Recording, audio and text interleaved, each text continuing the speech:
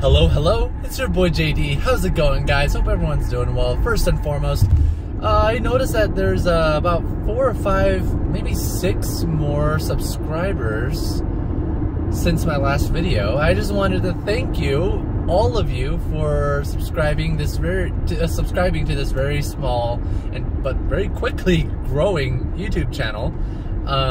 It's only been 4 months and I got you guys subscribed. There's like 30 more subscribers. Awesome. I'm loving it. Anyways, let me just adjust this camera a little bit. So there's going to be a few things here we're going to talk about. I've got a couple of questions. Excuse me, I received a couple of questions from you guys. One was about interior quality, and things like that, like in the umbrella. So interior quality, creaks and rattles, how the car sounds on different roads in different cities. Another question was referring to electricity usage, costs, things like that. So those are a couple of things. There's a lot to unpack here. So let's talk about interior quality first and foremost. So listen to this. If you guys can hear these creaks and rattles, or like these creaks, that's just me gently pressing on the dash. Now, I came from a lot of high-end luxury cars like Audi, BMW, Mercedes, where there's a lot of soft touch materials. There's not a whole lot of plastic. There's a lot of high quality material that's being used in the dash. Now, coming from that to a Toyota Prius, which is still a wonderful car, but there's still a lot of plastic that's being used. So with that being said, there's a lot of creaks and rattles. Now, although it makes it cheap and easy to replace because it's just plastic, it still doesn't make for a very impressive experience, if you will. It looks good, it just doesn't feel good, is what I'm saying. Road quality, road noise, things like that. Depending on which city I'm driving in Beaverton, the roads are okay. In Hillsborough, I feel like the roads are slightly better, maybe, but it's just I can hear more of the road in Hillsborough, which is weird, than I can in Beaverton, even though the roads are worse. And I have a theory with that. The reason why is because I'm driving faster in Hillsborough because everybody is picking up speed rather quickly. Our store is located off of 185th, so there's a lot of high flow traffic that everybody goes around right around 45 to 50 miles an hour there, and there's Highway 26 there, so there's a lot of high flow traffic. Everybody's moving very quickly. But in Beaverton, everybody's driving nice and slow, so I don't hear much of the road as I do in Hillsborough, even though that the roads in Hillsborough are nicer and smoother. So keep that in mind. The roads on the interstate, however, doesn't matter where you drive on the interstate, it's loud and intrusive, and the internal combustion engine, plays a huge role in that too. So I put part of the blame on that. It's pretty noisy, that engine. It's pretty buzzy. It's pretty droney too. Or it can be.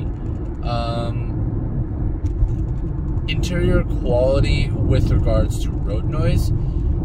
I feel like when I was coming from BMW and Audi, I wouldn't hear so much of this, even though that it was, an internal combustion engine, not like a hybrid engine. The engine was always running, but I would never hear the engine.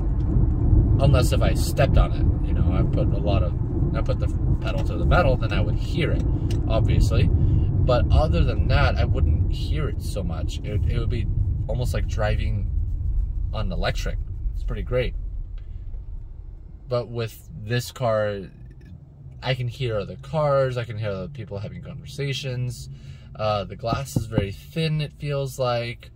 The windshield, I'm sure it's just a standard thickness on all cars, but it certainly feels like it's not keeping all of the wind noise out. Charge times. How long does it take for me to charge my car? I'm sure we can get that information online. But where do I charge it? How much is it costing me? Things like that. I utilize free charging stations here in Beaverton, Oregon.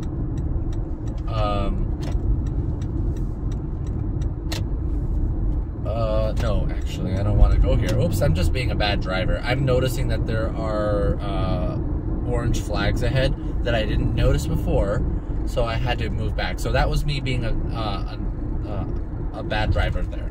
I wasn't paying attention. So I use free charging stations here in Beaverton, Oregon.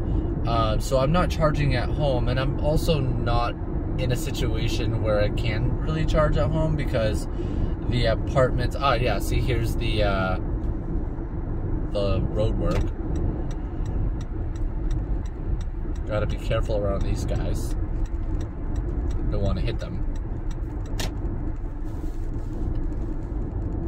But I don't pay for anything. Sometimes I use the internal combustion engine to charge the car, but other than that, I don't really do much of anything else. I just drive the car as a typical hybrid.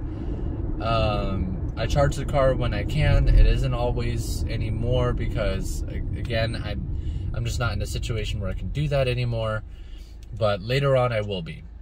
But just for right now, the best thing that I can do is just to charge the car when I can, but just to drive it as a typical hybrid, which I'm getting about 58.9 miles per gallon, which is fine. You know, it's not amazing, and I need to go get gas as soon as possible. But this is fine. It's nothing amazing. It's just fine. I'm getting about 450 miles on a single tank of gas, which is fine. You know, I would like it to be more, but my situation doesn't allow me. But that's what I have for you now. If there's anything that I can do in my videos to make it better, or if there's a different way for me to introduce myself in the videos, or to answer questions, or if this setup, like this camera setup, if this doesn't work for you guys, and you guys would prefer like a different viewing angle, please let me know. If there's anything that I can do to make these videos better and more informative, please let me know, and I'd be more than happy to accommodate and take care of you guys. If you have any questions, comments, or concerns, please put them in the comment section below. Be kind to one another, and let's take care of the planet, and let's move to Mars. It's been wonderful. I hope to see you guys in the next video. Bye!